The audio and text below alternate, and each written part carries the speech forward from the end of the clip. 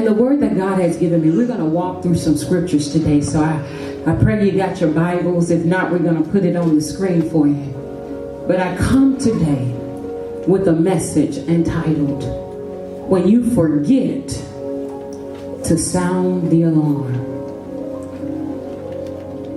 When you forget to set the alarm, I'm sorry.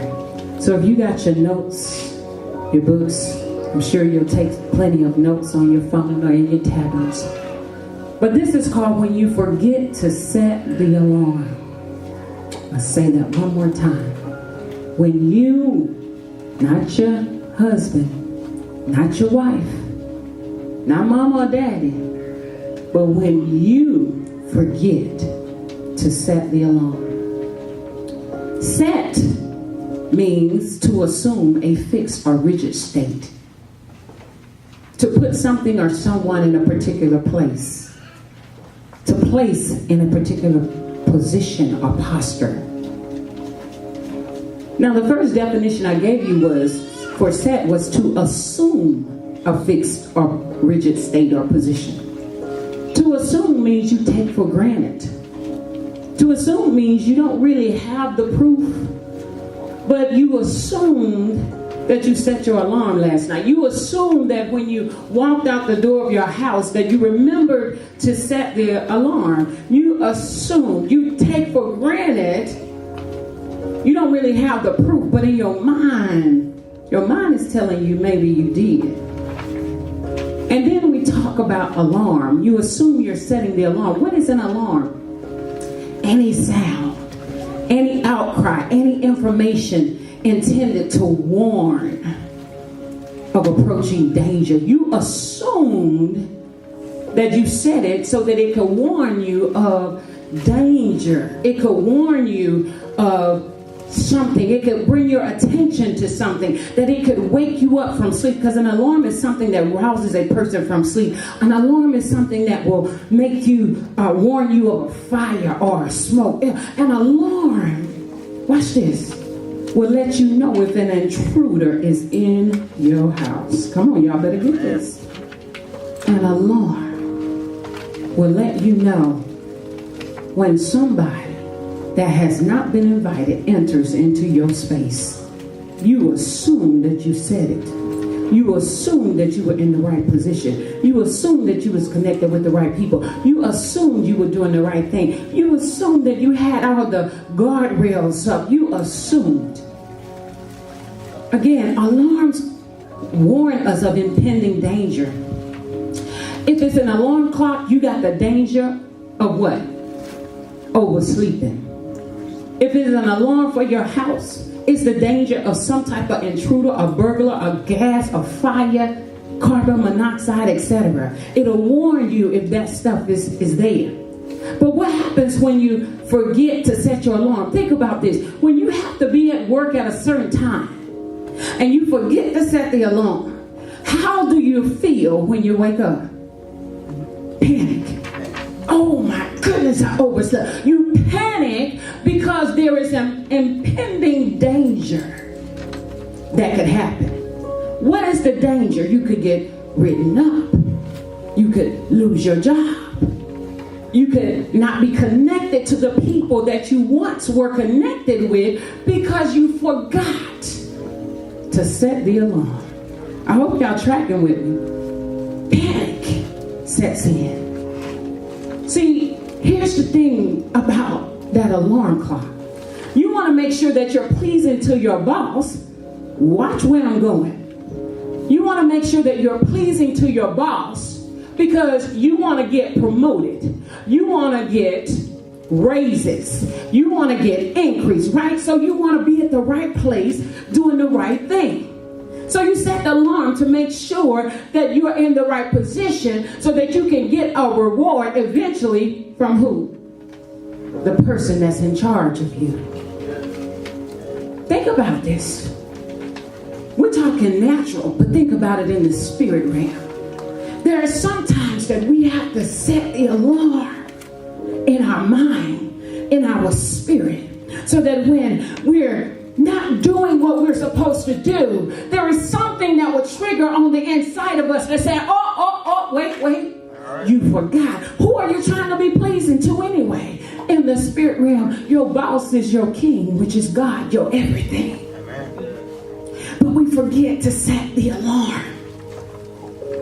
If I leave the house and I forget to set the alarm, I will be like, wait, let me turn around. I'm going to be gone for a few days. So I need to set the alarm because I don't want nobody trying to break in my house. God gave me the message today. He said, tell my people that it's time to set the alarm. Because some of us are walking around acting as if you set the alarm. Remember, set was an assumption. You assumed you turned it on. He said some of us are walking around with the assumption that you set the alarm when you really didn't. You are assuming things. He said, tell them it's time to set the alarm because there are benefits and rewards that come with setting the alarm. There are benefits and rewards of having an alarm clock to wake you up from your sleeping and slumbering. He said, tell them to sound the alarm, to set it. Because many of you are sleeping and slumbering on what God has called you to do, but you assume that you weren't. You assume that things were good. He said the alarm is going to keep you from oversleeping. It's going to help you get up and be where you're supposed to be so you can do what you're supposed to do. He said it helps you do what you have been assigned and appointed to do for a particular time because there's obedience that comes in you getting up. There's a blessing in your obedience. He said the blessing, if you think of it from a worldly perspective, the blessing is in a paycheck. The blessing is in you being able to pay your bills. He said if you don't wake up, he said then you'll sleep your life away. If you don't wake up, you're going to be sleeping your life away. See, you can wake up and say you are on time. Think about this. Has anybody ever, can you recall a time when you overslept and you got wrote up? You overslept and you lost your job. You overslept and you lost your family. You overslept and you lost some money. See, we can get real deep in this. See, God said, we're going somewhere today, so I want you guys to be thinking about this. There is a benefit in setting the alarm. I'm fixing to tell you what the benefits are, and I want you to think about this in the natural, and I want you to think about this in the spirit. What are the benefits to having an alarm to cover your house? What are the benefits for that? Number one, think about this. If somebody break in your house, number one reason for having an alarm is you know you got help coming. I'm going to say that again. Somebody break in your house, an intruder comes.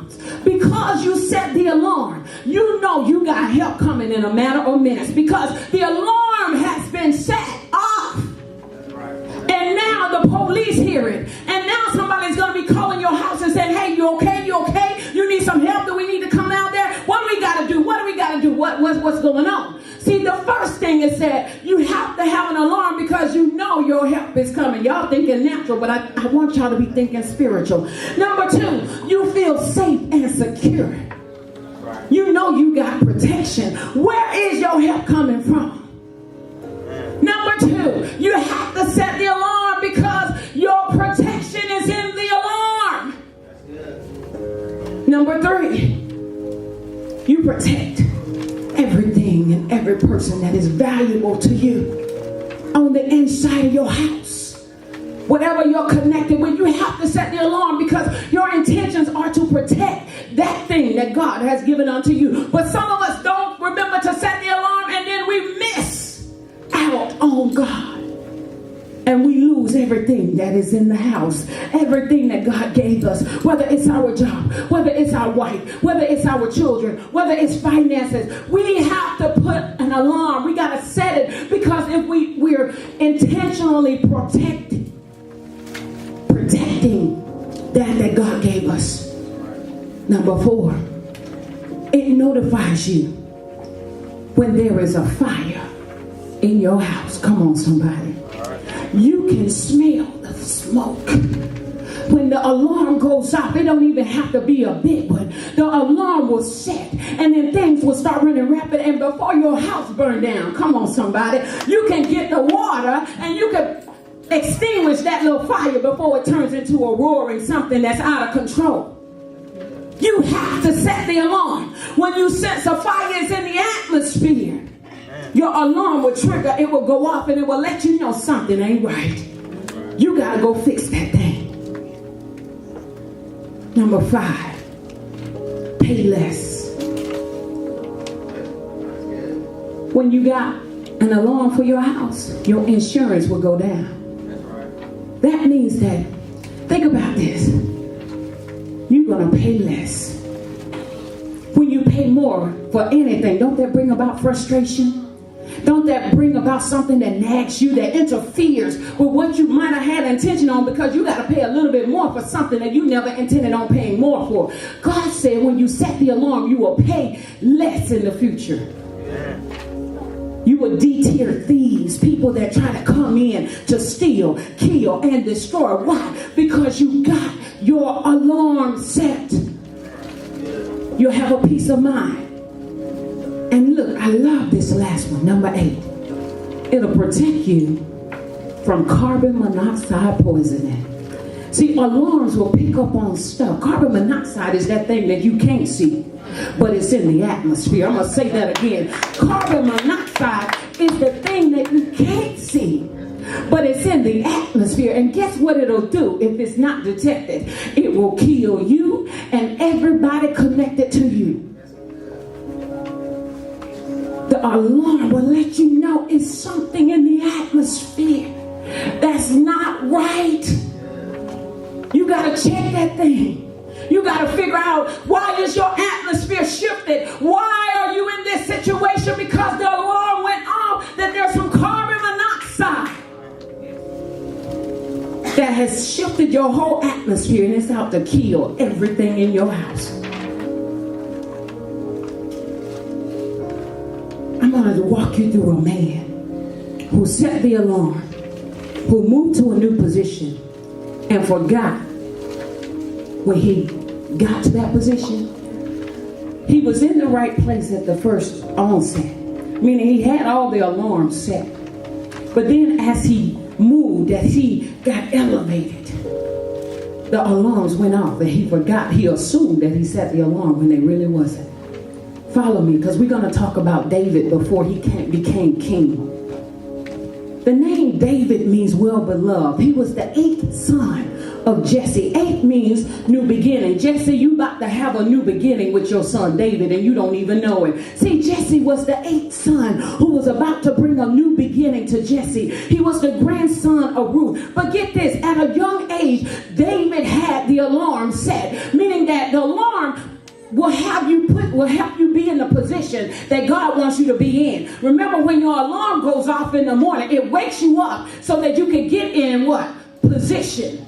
So Jesse had an alarm set at a young age. He had his alarm set. It positioned him to be in the right place. See, at a young age,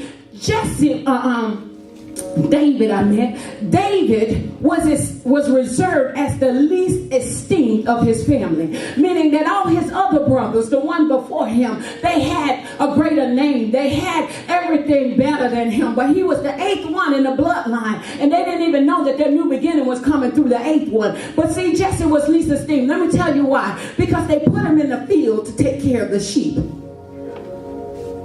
But they didn't know that out of all the children, God was going to choose David. Watch this, 1 Samuel 16. I'm going to walk you through this. This is a teachable moment today. I hope y'all can get this. 1 Samuel 16, we're going to start with verse 10. And we're going to put that on the screen for you too, in case you don't have your Bibles. But in 1 Samuel 16 verse 10, it says, Jesse had 7 of his sons pass before Samuel. Samuel was trying to go to Jesse to find the next king. And the Lord told Samuel, he said, he's in the midst of this family. And so Jesse, the father, had 7 of his sons pass before Samuel. But Samuel said to him, the Lord has not chosen these. So he asked Jesse, are these all you got? These all the sons you got? There is still the youngest, Jesse answered. He is tending to the sheep. Now I'm reading, I believe the King James. I think that's the NIV. Now I'm going to say that again. Jesse said, there is still the youngest. He is tending the sheep. See, David was in position. Check this out. You might start in a low position, but even though your alarm told you to get up and even go to that job, wherever you're at, and you start out in a low place. But David knew the alarm said that he was supposed to be in the field tending to the sheep while the other folk were doing what they do. David was in position because his alarm told him, yeah, don't worry, David, you got to go and you got to do what God called you to do. Go and tend the sheep and watch me show favor as you do what I told you to do. Watch the favor of God. See, the alarm went off and put David in position. See, tending sheep is like tending to the thing that God gave you. Whatever God has given unto you, it's up to you to attend to it. Can't nobody else do it. I don't care if it's a low place. I don't care if it's where you want to start out. If you be faithful with little, come on somebody, God will bring you the much. But when your alarm go off and say, David, you need to be in that low place right now.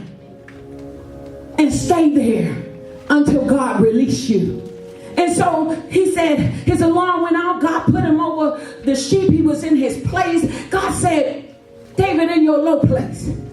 He said, I need you to show me that you can tend to the sheep. Now let me break it down. The sheep is your house. Can you tend to your house? Can you tend to your family? Can you tend to your money? Can you tend to your job? Can you tend to your business? Can you tend to your life while you're in a low place?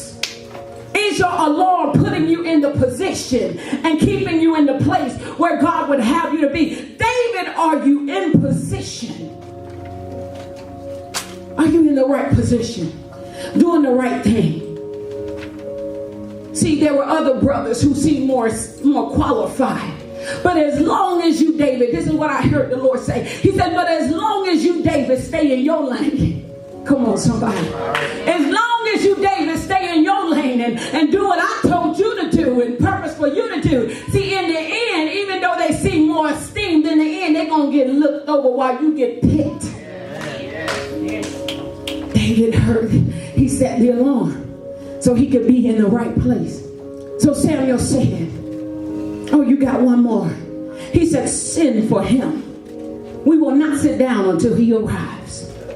Verse 12 says, so he sent for him and had him brought in. He was glowing in health and he had a fine appearance and handsome features. Then the Lord said, rise and anoint him. Who is him? Him is David, the one that was in the low place. The one that set the alarm and did what God told him to do. The one who was right where he needed to be. Taking care of the sheep. Taking care of his house. Taking care of his family. Making the money. Tithing, offering, and doing what God had told him to do. He said, that's the one I want to take to another level. It's all about being in position. You got to ask yourself, has your alarm gone off in your mind and let you know that, David, you're out of position? You're out of order. Because you might have to start out low, but God is about to elevate you, David. You just got to keep the right mind. Verse 13. It says, so Samuel took the horn of oil and anointed him in the presence of those that was looking down on him. Come on, somebody. He anointed him in the presence of those that wanted to take his job, that wanted to take his wife, that wanted to take his children. He anointed him in the presence of those, in the presence of his brothers. And from that day on, the Spirit of the Lord came powerfully upon David. Samuel then left because he had done his job.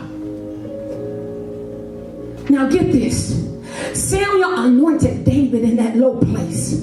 He anointed him and let him know that God was taking him to greater. Samuel had sounded the alarm in David's life for him to stay in position. See, being in position is all about being humble. See, David could have got real prideful and real arrogant and said, I'm finna quit this job. Ain't nobody else out here feeding sheep but me. I'm finna quit this job. I'm the only one struggling to make money for my family and everybody else out partying. and doing what they're going to do. David, stay in position and stay humble, is what the Lord says. Because while everybody else is attacking you in that position, while everybody else is looking down at you in that position, God said, I'm about to elevate you in the right in front of them. So after years, now get this. A few years after Samuel anointed David, David fights and takes Goliath the giant. Now let's walk through that. In verse 17, it said, now Jesse said to his son David, take this ephah of roasted grain and these 10 loaves of bread for your brothers and hurry to their camp. Verse 18 says, take along these 10 cheeses to the commander of their unit. See how your brothers are and bring back some assurance from them. They are with Saul and all the men of Israel in the valley of Elah, fighting against the Philistines. I'm going to repeat something because prophetically, as a prophet, I got to break down numbers for you. It says, he said, send them 10 loaves of bread. Then he said, 10 things of cheese. So you got 10 loaves and 10 cheeses, right? The alarm went off at 10. Y'all didn't catch that, did you? The alarm went off at 10 o'clock for David. He heard the number 10. Let me tell you what 10 means prophetically. Prophetically, 10 signifies testimony. He said, David, if you're obedient and you do what I tell you to do, them 10 loaves and them 10 cheeses, he said, that's about to symbolize a testimony that you're about to have. 10 prophetically means testimony. David didn't know that he was finna go down to check on his brothers, but he was finna bring a testimony of praise of what God had done in his life. Watch this. 10 represents testimony. It represents responsibility. David didn't know that he was going down there to take care of his brothers by killing a giant that was trying to kill them. And completeness of order. That's what 10 means. The alarm went off at 10. David heard the alarm. David walked in obedience. The little shepherd boy. He said, okay, God, I hear what you're saying. While they're down doing what they do, he said, I'm looked as the low boy. I'm looked at as the middleman, the low man. He said, but I'm going to go and feed them. He thought he was feeding them natural food, but he was feeding them his strength. He was feeding them his anointing. He was feeding them what God had put on the inside of him. And he didn't even know it. All he knew was the alarm went off and his daddy said, go. So David said to Saul in verse 32, we're skipping around a little bit. David said to Saul, no, I'm sorry, 24 first. So David does. When the Israelites saw Goliath, they ran away in terror. Your Majesty, no one should be afraid of this Philistine. I'm going to go fight. See, the alarm went off because David says the alarm that there was an intruder in the house. And instead of walking away, instead of giving up, instead of saying, I'm fearful, I'm going to just let this big giant take over and rule my house and come against my finances and come against my family. Instead of David saying, I'm just going to let Goliath have his way, David said, no. Not up in here. The alarm went off for me to fight. Not my wife, not my husband, but the alarm went off to fight the enemy. The alarm should be going off when you see the intruder in your house to fight the enemy. Let me break down who Goliath was. From a standpoint, if we really measured who Goliath would stand 9 feet and 3 inches tall. 9 feet and 3 inches tall. Research says that the spear he used in battle was likely to be 26 feet. He is 9 feet, a giant whose head, they say his head weighed about 17 pounds by itself. He was a giant who stood 9 feet 3 inches, who carried a spear that was 26 feet. And everybody in Israel was afraid. Everybody in Israel was crying out. Everybody in Israel was turning their back against the giant that was in their land because they said, we can't beat this giant. God is too much. It's too much. The enemy is attacking my body. The enemy is attacking my mind. The enemy is attacking my husband, my wife, my children. God is too much. I heard the alarm, but I got to walk away from this fight. Because he's much bigger and stronger than me. But God said, but David, remember what my word, that greater is he that is in you than he that is in the world. David, do you remember what I told you? And David said, his alarm went off. David sensed the responsibility to protect his house. He sensed the responsibility to protect his land. He sensed the responsibility of the position that God had him in for that moment. When the enemy comes in your house and tries to bring confusion, division, strife, when he attacks your money, when he make your husband or your wife act a plumb fool, your job, you gotta say, the alarm that went off. I know he's here. And instead of giving up, I'm gonna fight. God said, let your alarm go off, David. It's time for you to rise up. Go to verse 20. And I'm in Samuel 17 and 20. 1 Samuel. It said, early in the morning, David left the flock in the care of a shepherd, loaded up and set out as Jesse had directed him. He reached the camp as the army was going out to its battle position, shouting the war cry. Israel and Philistines were drawing up their lines facing each other. David left his things with the keeper of supplies. He ran to the battle line and asked his brothers how they were. As he was talking with them, Goliath, the Philistine champion from Gath, stepped out from his lines and shouted his usual defiance. And David heard. Somebody say, David heard it. Say it again. David heard it. No. Now say, I heard it. I heard it. When the devil tried to challenge me, make me think I was nothing, insecure, because that's what Goliath is doing. It says David heard it. He heard the alarm go off. He heard the enemy in the camp. He heard the enemy in the house. But when the Israelites heard it, it said whenever the Israelites saw the man, they all fled in fear. Sometimes you got to say, I hear the devil knocking, but I'm not going to let him in. See, David heard. He heard that conversation that your husband had. He heard what your wife said. He heard about them folks talking about you on your job. He heard your health is a little this. He heard that you are hoping and wishing that God will bless you and bring this in your life, and God will do this and God will do that. Guess what? You got to know that as you're believing God for whatever it is, guess who also heard it? The enemy.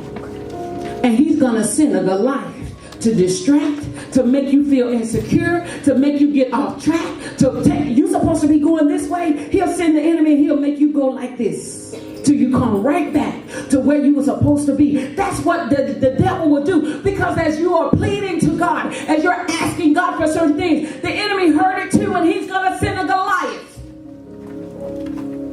to make you go in circles until you come back.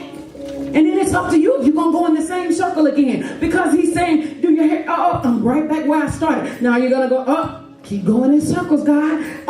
Keep going in circles. Why? Because Goliath heard what you want the Lord to do. You got to hear Goliath talking back to you. But see, a lot of times we mix Goliath's voice up with God's voice. And Goliath sounds like God. That's the devil, because he's brought confusion. So watch this. Go back to what we said in the beginning. You know that once you set the alarm and you see Goliath, your alarm should be going off. See, David saw Goliath and the alarm went off. The first thing we said that alarms do was let you know your help is coming. Because see, in David's own strength, he couldn't fight Goliath. In his own strength, he couldn't kill Goliath. But the alarm was sounded, and as soon as the alarm sounded, God sent help. The help was on the inside of David. It made him feel secure. Now go down to verse 26. David asked the men standing near him. So he heard, remember, he heard Goliath. He said, what will be done for the man who kills this Philistine and removes disgrace from Israel? You got to ask God, God, what will be done for the man that cleanses his mind, cleanses his heart, and renews the right spirit within him? What will happen to the man who overcomes the wiles of the enemy? What will happen to the man who overcomes the lust of the flesh, the lust of the eye, and the pride of life? God, what will happen? What will happen if I go down this path, if I do what you're telling me to do? In my mind, I got a picture of what's going to happen, but God, what are the rewards for me overcoming Goliath? What are the rewards? So David asked boldly. Everybody's scared. Everybody fleeing. And Goliath down there talking noise like you ain't going to never be nothing. You're going to be just like your daddy. You're going to be just like your mama. No, you will never have what you want. Goliath talking noise. And then David said, enough is enough. Man, what'll be done if I just slap this joke in the mouth? What will be done if I kick him out of my mind? What will be done if I kick him out of my head? What will be done? David said, enough is enough. Who is this uncircumcised Philistine that should divide the armies? See, do you really believe that if you follow the plans of God, that you will reap a harvest? Or are you scared of the unknown? Are you scared that if I went back to school? Are you scared that if I got married? Are you scared that if I took this job? Are you scared of what happened in your past? What might be even happening now? Are you scared? And that your fear is keeping you from doing what God called you to do. Are you scared of the unknown? Are you scared that God is not going to bring forth the harvest and bless you? God said, do you know what will happen if you just trust me? David was a mere boy amongst men who were stronger, who seemed more profitable than him. He said, what will be done? Listen to the alarms that are going off in your life. What alarms have been triggering, and you just ain't been listening? Go down to verse 25. Well, we're going to go back to verse 25. It says, now the Israelites have been saying, do you see how this man keep coming out? He comes out to defy Israel. The king will give great wealth to the man who kills him. I'm going to say that again. The king will give great wealth to the man who kills him. He will also give him his daughter in marriage and will exempt his family from taxes in Israel. The king is going to give great wealth to the man that takes a stand for what God has called them to do. Get over yourself, David. Because guess what? David could have been a little wimpy and said, shoot, y'all scared? I'm scared too. Y'all running? I'm running too. But he said, what will be done? And the man said, the king is going to reward you. I came to tell you that if you just simply follow God, and it's like the woman of God said today, if you just completely surrender your will and not keep walking in the way that Goliath wants you to walk, if you just get outside of your pride, if you get outside of your arrogant ways, if you just say, God, I trust you, then the king is going to bless you. Because he said, I can trust you. He said, I can trust you. And we're almost done. Watch this. 32. David said to Saul, let no one lose heart on account of this Philistine. Your servant will go and fight him. See, I don't think y'all just understand what just happened.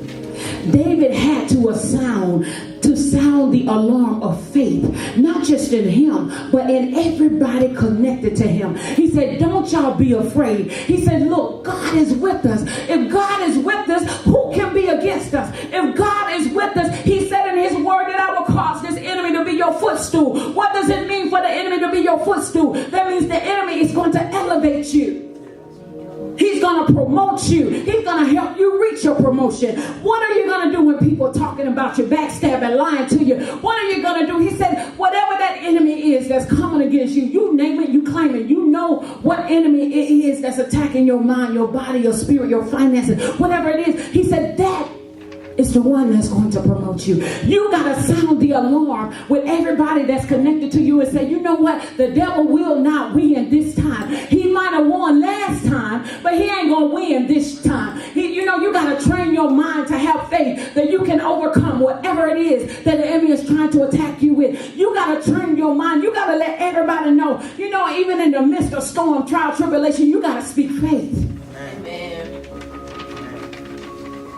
David spoke to the king and he said, don't lose heart. We're going to fight. We're going to fight. 34. But David said to Saul, your servant has been keeping his father's sheep. And when a lion and a bear came and carried off a sheep from the flock, I went after it, struck it and rescued the sheep from its mouth. When it turned on me, I seized it by its hair, struck it and killed it. Your servant has killed both the lion and the bear. And this uncircumcised Philistine is going to get it too. What does that mean for you? You got to think of a time in your life. See, David just gave him his track record.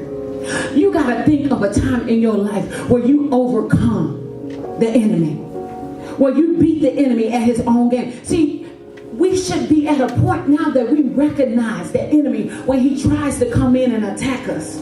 We should be at a point where we recognize the enemy and you say, devil, don't you remember when I fought you the last time? Don't you remember when I overcame you the last time? And you bring in the same old temptation back at me?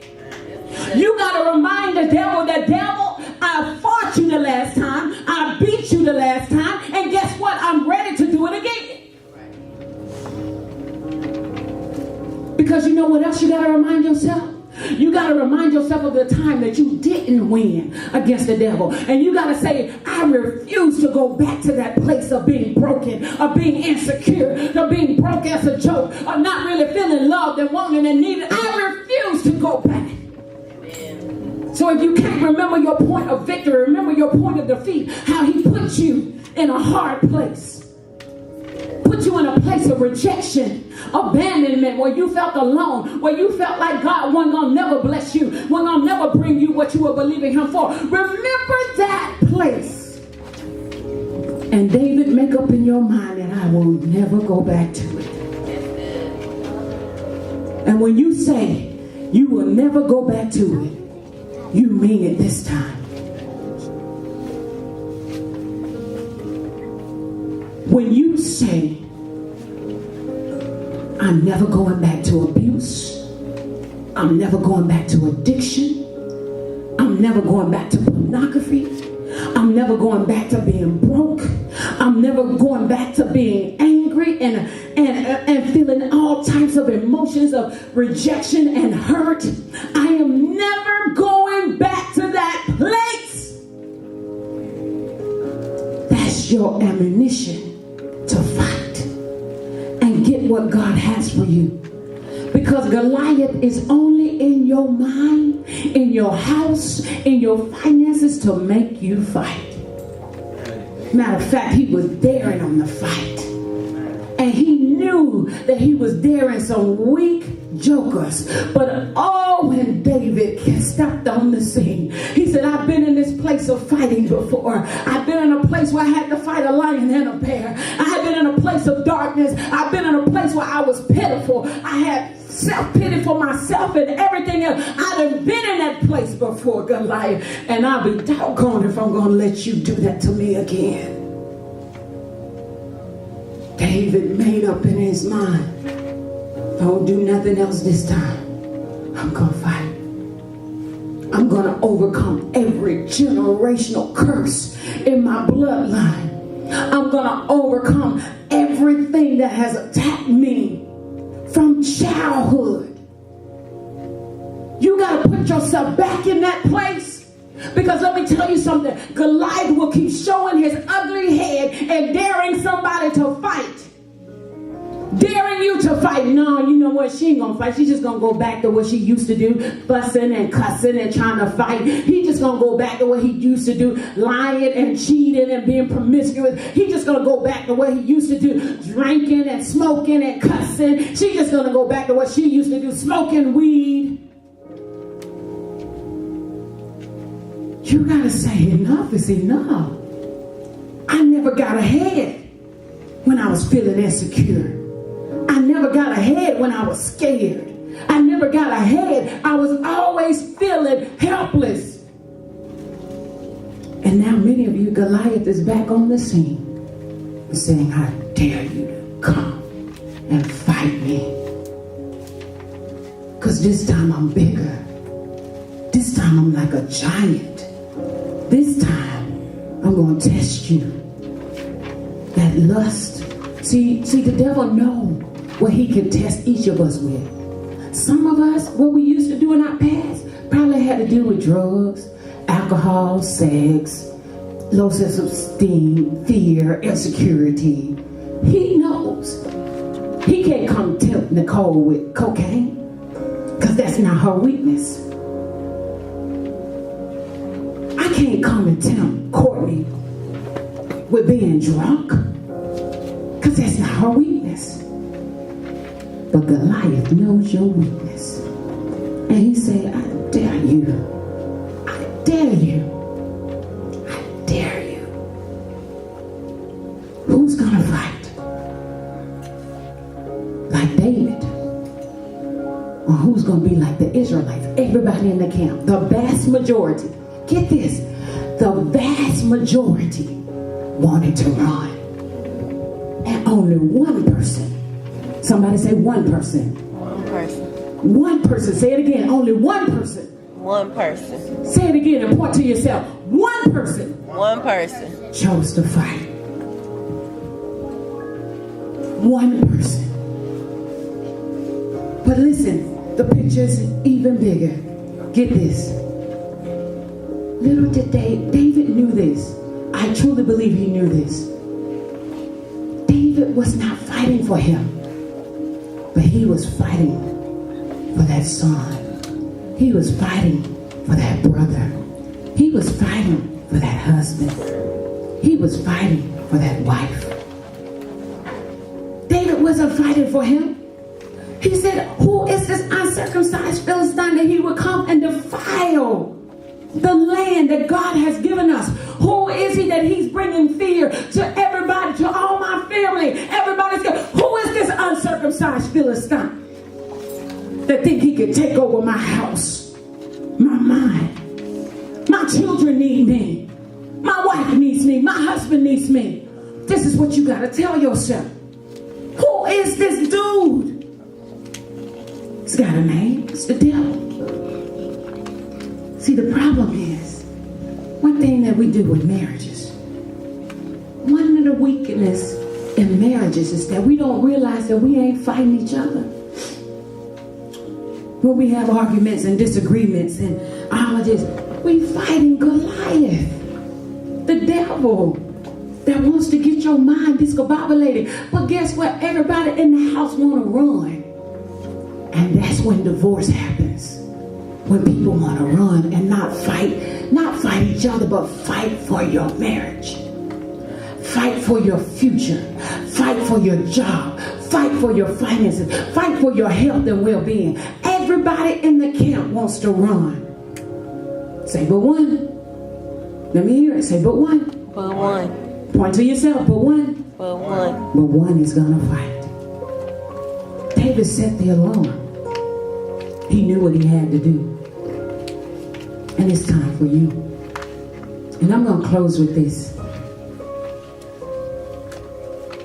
David overcame Goliath just like he overcame the bear and the lion. And eventually God promoted David to king, to a high place. But when he got to that high place, he forgot to set the alarm.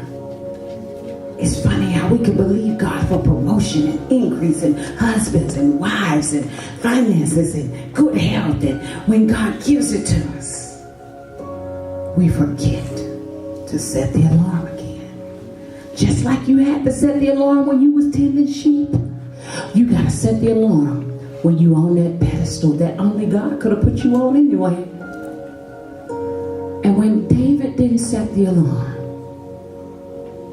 the lust of the eye, the lust of the flesh, and the pride of life literally destroyed David. He lusted after women. He killed a man for a woman. Because of his acts, his child died. He mourned. He wept. And David ended up dying at the age of 70. Do you know, because David did not set the alarm and do what he needed to do when he got promoted, his life shortened so much. Dying at the age of 70 at a time when people are dying at 500, 600, 700 years old, that was unusual. Very, very unusual. That was in our age right now. Back then, it wasn't common for people to die that young. But David forgot to set the alarm. He forgot how he fought Goliath before. And when that old pretty woman came in the picture called Bathsheba, he lost it. He lost it. He got consumed in him and what he wanted and not what God wanted. I'm going to say that again. We can get consumed in us and what we want and not what God wants. Don't forget to set the alarm. And when Goliath shows up, don't you dare flee like the majority of the people did, like everybody did, really. You fight for what's yours.